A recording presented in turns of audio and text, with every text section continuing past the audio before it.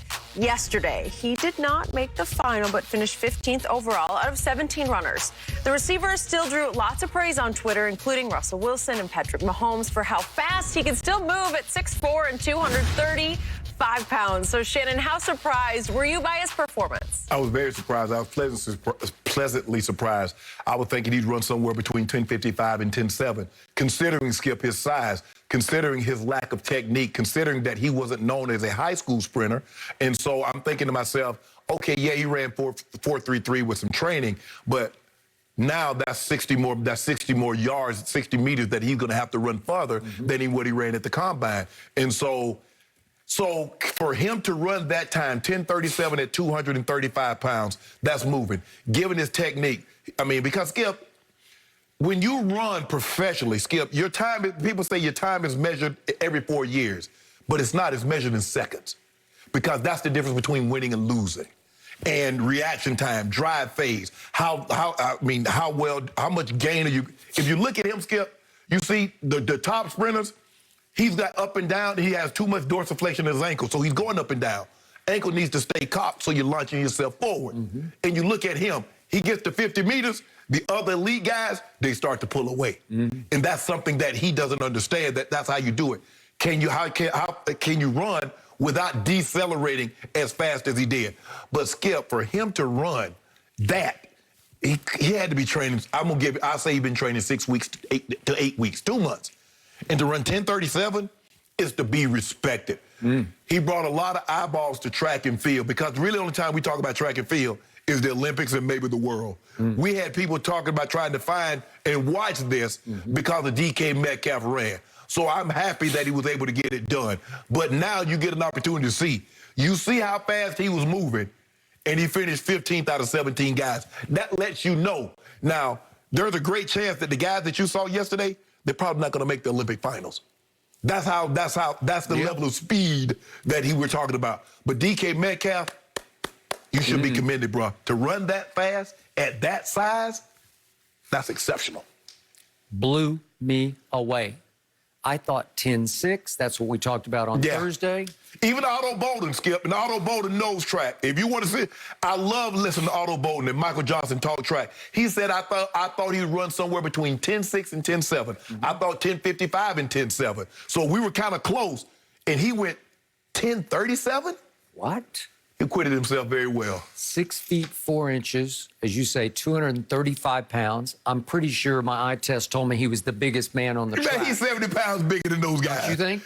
Yeah. Now, the difference, obviously, between a sprinter and a marathoner is sprinters need muscle. They need to be ripped. Right. They are powerful. Yeah, they need explosion. You have to be explosive because you're not going to be able to sustain that for more than 100 meters, maybe 200 if you run the 200. Right. But at some point, the marathoner is going to have to just be a waif because you can't. It's the physics of how far can you carry your 125 pounds. Because here's the thing, Skip, muscle requires oxygen. It does. And you need, that's why those little Kenyans, that's why the guys that win the marathon, Skip, they weigh 120, 115. Because they need to carry as little weight as possible over 26 miles. They're just gifted in processing oxygen faster and better and longer than they the can rest dissipate lactic acid better than... Okay.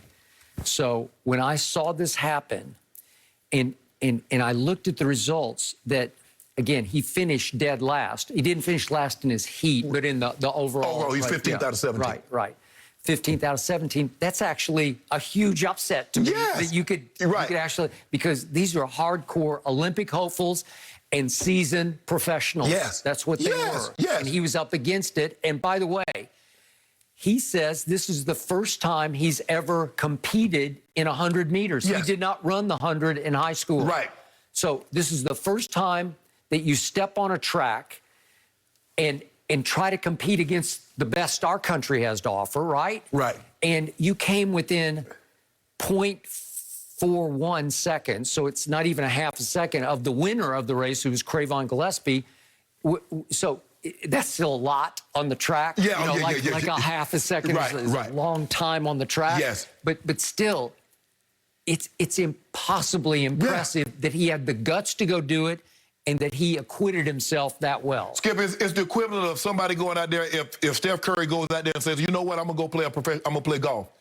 and he goes out there and he beats two professionals in the field. Because those guys are professionals. They do this. It'd be the equivalent to me of making the cut. Yeah, well, where you survive to Saturday, Sunday. And that's the thing. But Skip, get a guy credit. Like you said, he's not known as a sprinter. No. Now, Anthony Schwartz, the guy that was at Auburn, Skip, he ran 10:09 and 10:13 legit times in high school. So I believe if he were to train, he probably could go low. But Skip, he's 175 pounds.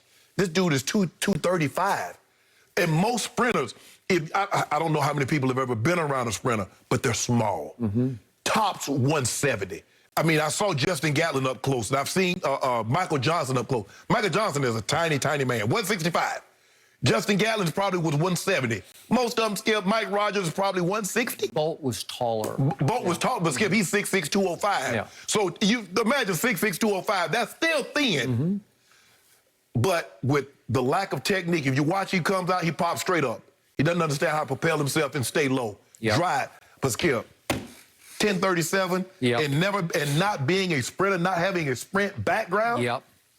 That's unbelievable, man. So USA Track and Field tweeted about this, saying, for everyone asking if we have a spot open on our relay team for DK, NFL players are welcome to come test their speed against real speed at the Olympic trials. So they were a little offended that he thinks he could just step out there and do anything. And he said afterwards that I didn't mean any disrespect to anybody. No. DK said, I wasn't trying to disrespect these guys. I just wanted to test myself against the best.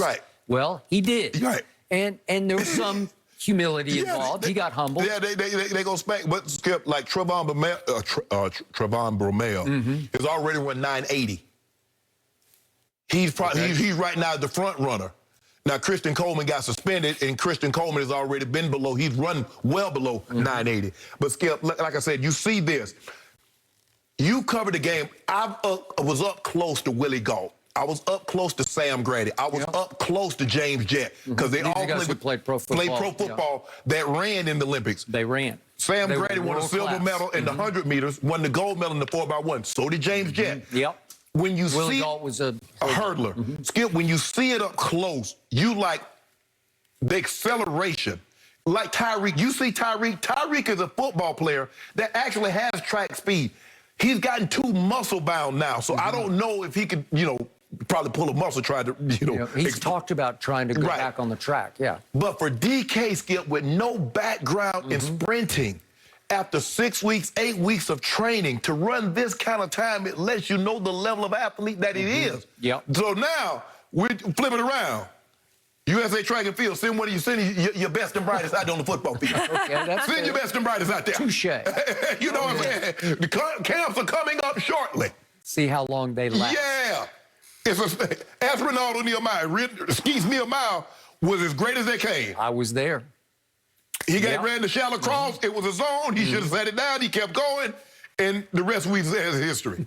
It's a different ball. It's a different mentality. So as a DK was asked later after the race, any plans to continue to train to try to reach the Olympic trials? He's got a long ways to go. And he finally said, you know what? It's time to get back to football. It's time for mini camp. Well, the truth is, I don't mind him doing this for a while because it is a great way to stay in shape. I'll buy that. But at some point, you need to be catching passes from your quarterback. Right now, as we speak, maybe right now it's literally as we speak, somewhere down in Tampa, Brady might be throwing to his receivers because that's all they do. They work on timing and rapport through the offseason so that when it's 3rd and 8 at Lambeau Field, you just know where each other is going to be. A lot of guys actually do track workouts. A lot of the skill position, the DBs, the wide receivers, they do that. And because I did that later in my career, you don't realize how technical running is. People think you just get out there and just run. But there's so much technique in running, and then to run fast and to run faster, it becomes more and more technical. So he doesn't have the technique. He's just fast. He's just a big, fast guy. And it lets you know, DK, you ain't gonna sneak up on anybody anymore. They gonna give you cushion now. They go like, man, DK gonna go blow by us. Man, I take my hat off because I did not expect him to run that fast. I've seen my brother ran 1050 in high school. Did he? Yeah, he ran 1050 in high school. At what size? He was 6 foot, 176. Really? Yeah. He was that small. He was that small. Yeah. Really? Because he played it. He played 210, 212. Wow, he was played